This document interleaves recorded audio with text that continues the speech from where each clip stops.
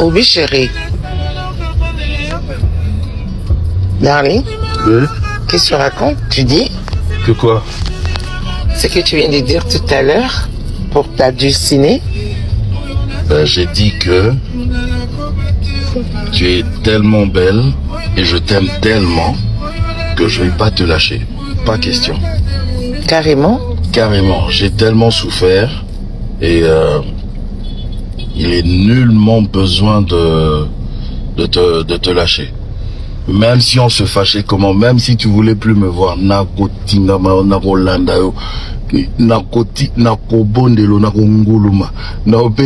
je vais te harceler, je vais, mais jamais, tu vas pas me lâcher, on va pas se quitter. On va pas se quitter. Oui, chérie. Darling, Oui. qu'est-ce que tu racontes? Tu dis? Que quoi? Ce que tu viens de dire tout à l'heure pour t'adouciner. J'ai dit que tu es tellement belle et je t'aime tellement que je vais pas te lâcher. Pas question. Carrément? Carrément. J'ai tellement souffert et il est nullement besoin de te lâcher.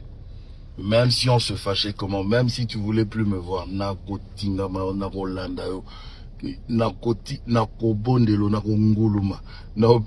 je vais te harceler, je vais, mais jamais, tu vas pas me lâcher, on va pas se quitter. On va pas se quitter? Comment? Affaire de Dieu là, il faut pas blaguer avec ça. Amen. C'est Dieu qui nous a mis ensemble. Ma chérie Laure Veda Almeida, le bébé de quelqu'un,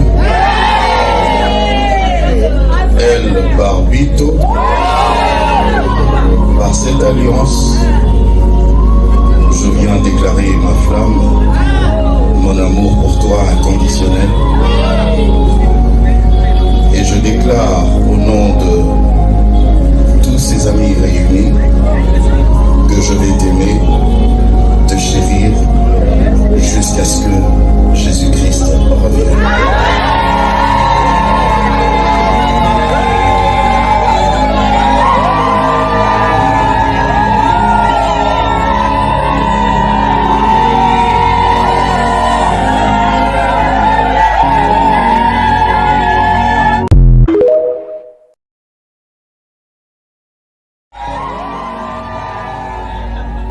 Ma chérie Laure Veda Almeida, le bébé de quelqu'un, elle Barbito, par cette alliance, je viens déclarer ma flamme, mon amour pour toi inconditionnel, et je déclare au nom de tous ces amis réunis que je vais t'aimer, te chérir, jusqu'à ce que Jésus-Christ revienne.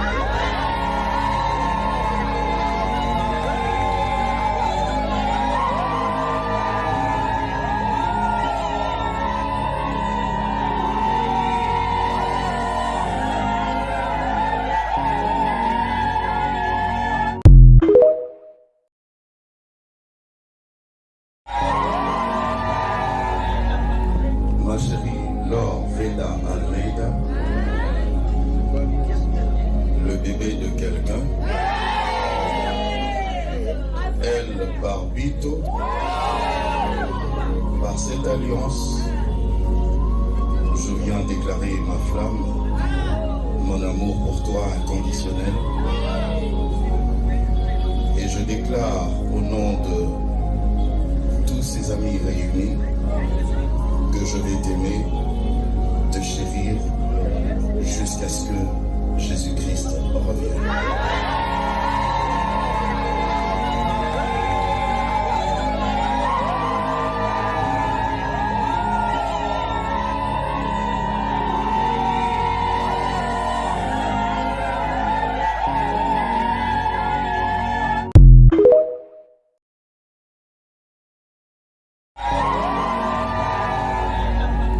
Ma chérie Laure Veda Almeida, le bébé de elle par 8 ans. Par cette alliance, je viens déclarer ma flamme, mon amour pour toi inconditionnel. Et je déclare au nom de tous ces amis réunis que je vais t'aimer, te chérir, jusqu'à ce que Jésus-Christ revienne.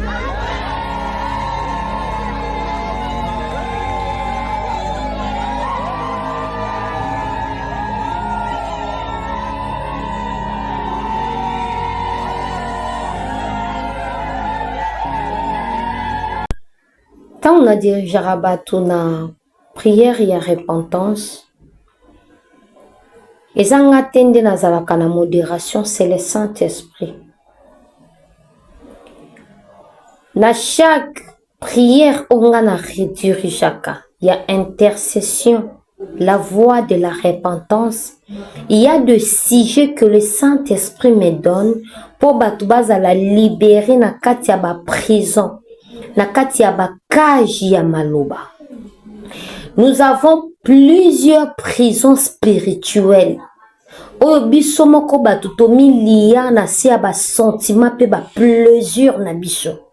Par exemple, vidéo na oti kolanda ya tonton Jaco na maman Esther. Bokene na chaîne nanga ya YouTube awa na kokaki na ebinde bakolaka vidéo te. Soki na ebaki nde bakolaka vidéo na linga kina chango awa. Boke na chaîne nanga YouTube na Feza TV officiel nde bokomona vidéo wana. Maloba oyo eliaka biso na ba alliance ebele. Tokozala juger un jour na ba maloba. C'est pour cela dans la vie. Olingi mwasi sans que otu na volonté ya Nzambe. Olingi mobali sans que otu na volonté ya Nzambe. Kozala pressé ya koloba n'importe quoi te. Conseil gratuit. Conseil gratuit. Olingi moi si sentiment à coup de foudre, obandi ko promettre ye mambebele. Et puis bokomi même pas na katikati bokabwani. Yeba ke maloba wane si lié yo et cotisio déjà na prison. Nous avons plusieurs prisons spirituelles. Nalandi vidéo wana, darling, est-ce que tu vas m'écouter? Non, non, non, non, je te quitterai jamais. En tout cas, même si je vais te suivre, même si je vais te supplier, je vais t'accélérer, je vais te démarrer pour que tu me pardonnes seulement. Lelo bokabwani na maman Esther, tonton Jaco, de tant qu'un enfant de Dieu, de tant qu'un enfant de Dieu, il faut que ça la repentance ya malobawana. Koyebisa Nzambe alimbisa yo parce que tu as promis quelque chose que tu n'as pas réalisé. Ce sont des prisons spirituelles. Omikotisi na prison. C'est vrai ça. Conseil mususu na kopesa. Moi si oyo azana maturité. Moi si oyo bien mobali oyo azana maturité akoki ko sala bolingo ya réseaux sociaux te. Okoki ko banda ko afficher mobali na yo te na matalana à tout moment. Ba retomber nango yango. Lelo zu moi mobali a contrat ya 2 mois, 3 mois, 6 mois, 5 mois, 5 ans, 2 ans. Okomi olingo to osala ne ba série télévisée. Et châtiment na yo ya échec ya lobby ezaka ba vidéo oyo yo bandaki ko salela ngo kinzolisa yango nde ebeta o. Batu ba ko sala ba analyse kana ba vidéo na yo wana yango nde ko beta yo. C'est pour cela. La Bible nous dit que la nature doit nous enseigner. Et lorsque comme eli maman Esther na tonton Jaco est enseigné biso nyonso. Et surtout basho balinga azu mobali akomu ko sala nene matalana ebele keba lobi ba vidéo wana ekobeta yo koleka maloba ya bato tozo mona lelo bazo koleka maman Esther ba vidéo. Pourquoi? sentiment, plaisir, âge à puberté. On ne doit pas faire ça. De tant qu'un enfant de Dieu, toko passer na réseaux sociaux pour na kolakisa ba bien te, toko passer na réseaux sociaux te pour na kolakisa bilamba, pour na kolakisa ndaku te, pour na kobanda ko publier mobali te, toko leka na réseaux sociaux ceux qui toza bana nzambe ya solo, orienteux des enfants de Dieu dans la crainte de Dieu et la sanctification. Ngana za na eloko la kisate nana ndaku te naza na bilamba te naza na mutuka te mais Jésus-Christ jamais naza ka na nzambe preuve aneke kopelisa video na nga nyonso eza na YouTube eza na TikTok nazala ka na nzambe naka na richesse moko c'est Jésus-Christ de Nazareth eza ka nzambe lelo okolakisa mobali, olakisi bana, olakisi ndako. Lobi ba video wana ebeta yo parce que vie eza na ba réalité. Eza na bato ebele ba milia. Basala ba alliance. Tonton Jaco, oyo sala na maman Esther eza alliance ya maloba. Nous avons plusieurs alliances. Elia kabiso puis et réclama kabiso. Et ça n'a pas tout moussousou, basala ba alliance na nzela ba maloba. Lorsque vous s'accouplez, lorsque vous avez plaisir et accouplation amoureuse, je t'aime, je t'aimerai toujours. Na okabwana kana yote, toi jusqu'à ce que la mort nous sépare. Toi tango zoloba que jusqu'à ce que la mort nous sépare. Oyebi état d'âme ya mwasi wana. Oyebi état d'âme ya mobali wana. Oyebi te. Allez lobi oye opesa biso musala. Maman prie pour moi. C'est le moment, il faut faire très attention. Relation oyo maîtriser nanu te. Relation oyo nanu maîtriser te. Kozala pressé na ma verbe malakation te. Kolakalaka te. Mobali oyo yebite soko kosala na 48 heures ou bien 24 heures. Kozala pressé a olobele mama ambebele te. Ozo mekotisa na alliance. Alors eza biloko pendant que na dirigeaka bato na prière et ya repentance. Saint-Esprit apesa ranga ba sujet wana pour me dire qu'il y a une autre personne amilia na nzela ya kosangana. Omilia oloba maloba tango bozo s'accoupler oloba maloba Elia yo et réclamaka yo soka za mwasi ya ndoki a bloqué yo soka za mobali ya ndoki a bloqué yo. Il faut faire très attention. Ko publier mobali na réseaux sociaux la ki cité que yon des champions ou bien yon des champions. Moi soza mayela koki kubanda ko poster à tout moment te. Si tu n'as rien à nous dire, tais-toi.